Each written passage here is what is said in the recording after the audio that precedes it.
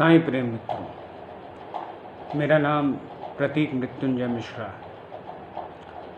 आज मैं आप सब सज्जनों के सम्मुख अपनी अवस्था को प्रदर्शित करने जा रहा हूँ। मैंने कई दुखों का पान किया है और आप सभी लोगों से ये अपेक्षा रखता हूँ कि कोई एक या दो आवाज़ मेरे लिए उठ जाए। मैं पत्नी पीड़ा से ग्रसित हूँ और संक्षिप्त में अपनी दशा का वर्णन करता हूँ। मैं मुंबई सीमा शुल्क विभाग में कार्य करता हूँ और पिछले 1.5 साल से कार्य ना कर सका क्योंकि मैं अति भीषण बीमारी से ग्रस्त हूँ जिसे लीवर सिरोसिस कहा जाता है, जो कि जानलेवा भी है। नवंबर 2018 महीने में मेरी पत्नी घर छोड़ के चली गई। जब मैं ऑफिस से वापस आया तो मैंने देखा घर पे ताला लगा था।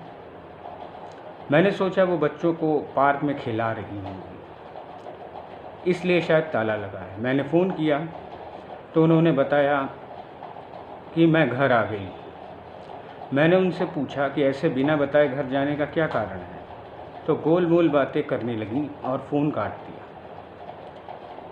कुछ दिनों तक उनका फ़ोन चला, फिर मुझसे सारे संपर्क उन्होंने तोड़ लिए, व्हाट्सएप पे, फेसबुक पे, और हर तरह से मुझसे उन्होंने संबंध तोड़ लिए।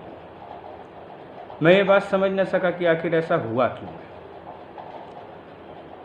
और पत्नी वियोग में, क्योंकि मैं उससे बहुत प्रेम करता था, अभी भी करता हूँ, ऐसी बात नहीं है, मैं जलता रहा और मैंने शराब पीना शुरू कर दिया क्योंकि उसको पीने के बाद थोड़ी राहत मिलती थी, ऐसा मेरा मानना था। अब नहीं है। और पीता गया, ऑफिस आना जाना भी छोड़ दिया, बस गम में डूबा रहता था।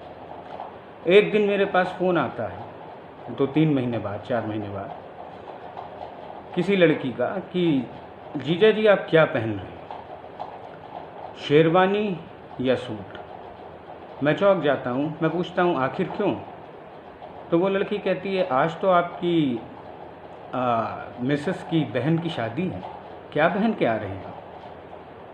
मेरे पैरों तले ज़मीन चली जाती है और मैं सोचता हूँ कि मुझे बताया नहीं गया, ना ही मेरे परिवार को बताया गया।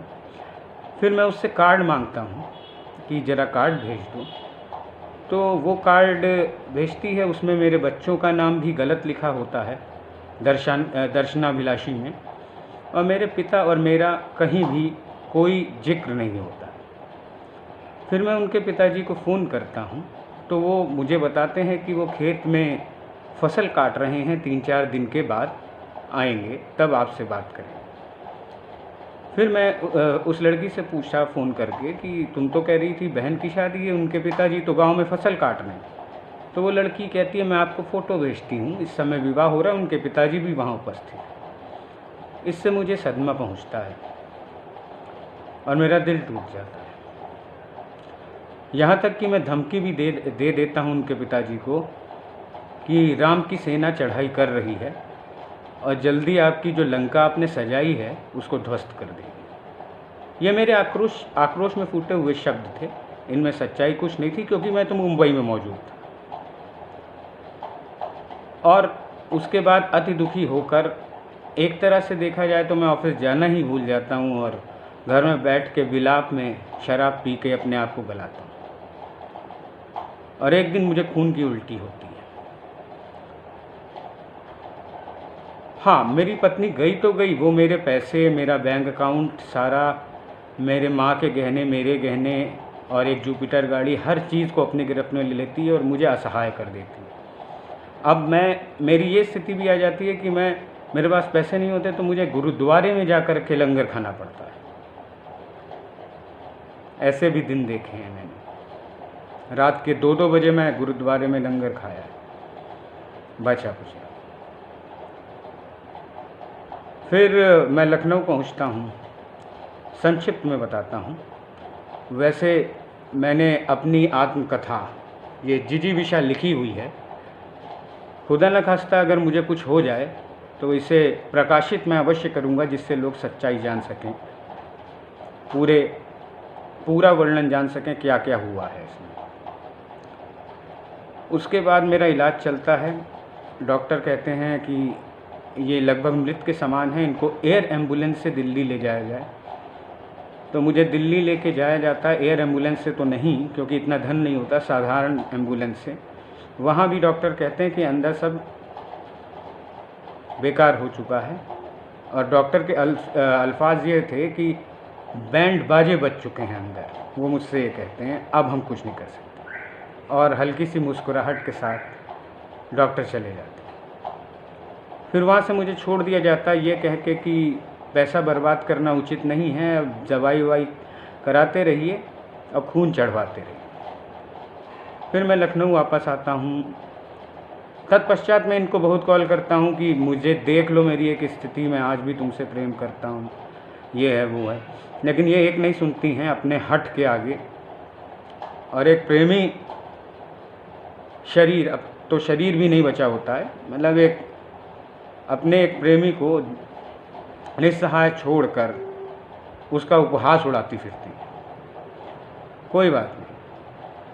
फिर लखनऊ में मेरा इलाज चलता है Indu medical and research centre में, डॉक्टर रजनीश श्रीवास्तव के द्वारा, एवं अमित प्रकाश श्रीवास्तव, दोनों गैस्ट्रो के डॉक्टर हैं। दिल्ली में मेरा चला था निमिष मेहता के द्वारा। फिर एक दिन लखनऊ में मुझे 1.5 लीटर खून की उल्टी होती है, और इतना खून बह जाने के बाद मुझे तुरंत हॉस्पिटल ले जाया जाता है। और वहाँ पे डॉक्टर देखते हैं मेरे शरीर को और कहते हैं कि ये तो खून ही नहीं बचा, अब इनका बच नहीं सकते अभी, तो जिसको देखना हो बुला लिया जाए।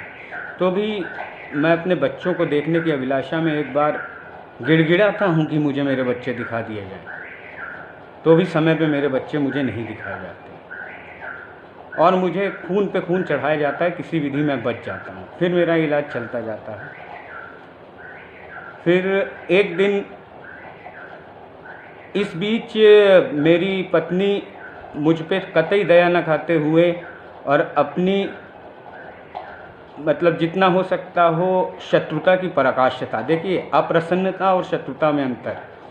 पत्नी का अप्रसन्न होना दूसरी चीज़ है और शत्रु बन बैठना दूसरी चीज़ है।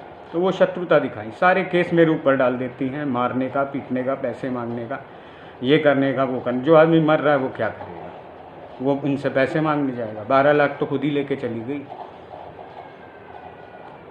तो वो तो पैसे मांग नहीं सकता, तो सारे झूठे आरोप लगा देती हैं, और प्लस नौकरी की चाह। अरे भाई, जिसकी नौकरी मांगने चाह रही है उसके बच्चे तो एक बार दिखा दो, मरने जा रहा है वो भी उनसे नहीं हो सकता। फिलहाल इलाज चलते चलते 1.5 साल बीत जाता है। 1.5 साल बाद एक दिन मेरा शरीर ठंडा पड़ जाता है, डॉक्टर मेरे सीने में 20-30 मुक्के मारता है और कहता है कि अब इसमें कुछ नहीं बचा। मेरे मोबाइल को तुड़वा के लॉक, मेरे घर पे फ़ोन किया जाता है और कहा जाता है कि क्या कहते हैं, इनको ये बॉडी बची है, लेके जाइए। मुझे लेके जाया जाता है घर, विलाप मचता है, सब कुछ होता है। फिर इनको बुलाया जाता है, तो ये मेरे घर नहीं आती हैं, मेरे घर के बाहर बैठती हैं कुर्सी डाल के, अंदर नहीं आती। ऐसा रूप ये प्रस्तुत करती हैं, बिना सिंदूर लगाए मरते हुए पति के पास चली जाती हैं। उस समय भी मैं अपने बच्चों को नहीं देख पाता हूँ किसी तरीके से। फिर मैं प्रभु में लीन होता हूँ। मैं कहता हूँ, प्रभु अगर कुछ भी समझते हो तो इस शरीर को थोड़ी ज़िंदगी दे दो। तो जैसे तैसे मुझे सांस आती है, मैं जीता हूँ। डॉक्टर भी आश्चर्यचकित हैं कि कैसे जी गया ये तो ख़त्म ही हो गया था। लेकिन प्रभु की कृपा जब पड़ जाती है तो कोई बाल भी वाका नहीं कर पाता, बच जाता हूँ मैं किसी तरीके से। उसके बाद अब डॉक्टर ने बोल दिया है कि 1 महीने में आप लीवर ट्रांसप्लांट कराएं, नहीं तो कुछ भी हो सकता है। और लीवर ट्रांसप्लांट का इतना धन लगभग 40-50 लाख रुपए लगते हैं, वो मेरे पास है नहीं। और देती भी लीवर बीवी है, तो जब बीवी जहर देने पे उतारू है, वो लीवर क्या देगी, ज़िंदगी क्या देगी। तो ये कहानी चल रही है और मुझे मेरे बच्चों से नहीं मिलवाया जा रहा। पुलिस वालों के पास मैं जाता हूँ तो कल आइए, परसों आइए, 2 दिन बाद आइए, 3 दिन बाद आइए, एक मरीज़ आदमी के साथ ये कर रहे हैं। अच्छा हाँ, एक बात और है, एक दिन मैं हॉस्पिटल से अपने बच्चों को देखने जाता हूँ तो उनके पिताजी मुझे डंडे से मारते हैं, जिसकी मैं कंप्लेंट भी पुलिस में करता हूँ, पर आज तक कोई कार्रवाई नहीं हुई, जो कंप्लेंट मैं 2 बार कर चुका हूँ। तो ये पुलिस की हालत है, बिना पैसे लिए कोई कार्य करते ही नहीं। मैं थोड़ा सही हो जाऊँ।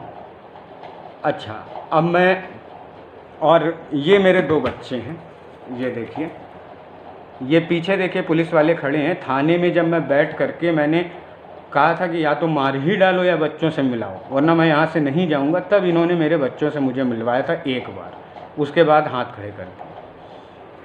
तो मेरी गुजारिश है आप लोगों से कि ये श्यामवती एजुकेशन वेलफेयर सोसाइटी से और पुरुष समन्वय संहिता से कि अगर हो सके तो कुछ मेरे लिए कर दें।